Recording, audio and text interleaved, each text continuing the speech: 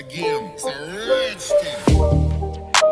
Jumpa lagi dengan Mem Paul. Kali ini kita akan membahas tentang hukum kolom. Nah, hukum kolom itu hukum yang seperti apa ya? Nah, sebelum kita membahas tentang konsep hukum kolom, maka kita akan kenalan dulu dengan sejarah bagaimana bisa sampai ketemu hukum kolom itu sendiri.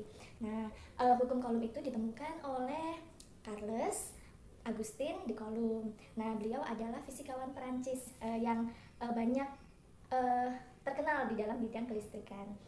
Pada awalnya, Charles Augustin de Coulomb melakukan penelitian di gardu PLN. Kemudian dari penelitian itu dia menemukan bahwa karakteristik benda jika muatannya sama maka akan tolak menolak. Tapi jika muatannya tidak sama atau tidak sejenis maka dia akan tarik menarik. Tidak hanya berhenti di sana, Coulomb adalah seorang ilmuwan, maka dia melakukan percobaan terus-menerus. Setelah mendapatkan karakteristik dari kedua muatan tersebut, Coulomb melakukan penelitian kembali dengan cara memperbesar atau memperkecil salah satu dari muatan tersebut.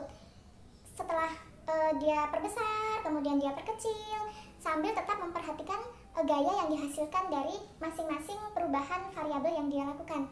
Ternyata Coulomb menemukan bahwa semakin besar muatan, maka gayanya juga akan ikut menjadi besar. Lalu semakin kecil muatan, gaya Coulomb yang dihasilkan itu juga semakin kecil. Jadi Coulomb menyimpulkan bahwa gaya itu sebanding atau berbanding lurus dengan besar muatan dari kedua. Dari hasil penelitian merubah variabel tentang jarak tadi, dijauhkan atau didekatkan, Coulomb menemukan bahwa gaya berbanding terbalik dengan kuadrat jaraknya. Semakin jauh jarak dari kedua benda, maka gayanya akan semakin mengecil pangkat duanya.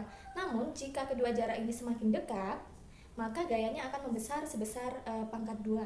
Nah, maka dari situ Coulomb menyimpulkan bahwa gaya itu berbanding terbalik dengan jarak dari kedua muatan yang dikuadratkan. Sehingga Coulomb sudah memiliki dua persamaan, yaitu yang pertama, gaya sebanding atau berbanding lurus dengan besar muatan kedua benda. Kemudian yang kedua, Coulomb menemukan bahwa gaya memiliki hubungan berbanding terbalik dengan kuadrat jarak dari kedua muatan.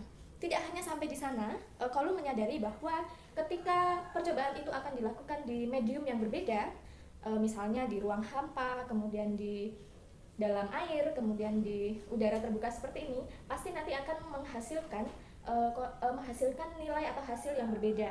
Sehingga Coulomb menemukan suatu konstanta K yang disebut itu ya. Nah, dari hasil perhitungan gaya, kemudian jarak kedua muatan yang kemudian berbanding terbalik dengan kuadrat jarak dari kedua muatan, menemukan bahwa suatu konstanta itu memiliki nilai yaitu 9 dikali 10 pangkat 9 Newton meter kuadrat per Coulomb kuadrat.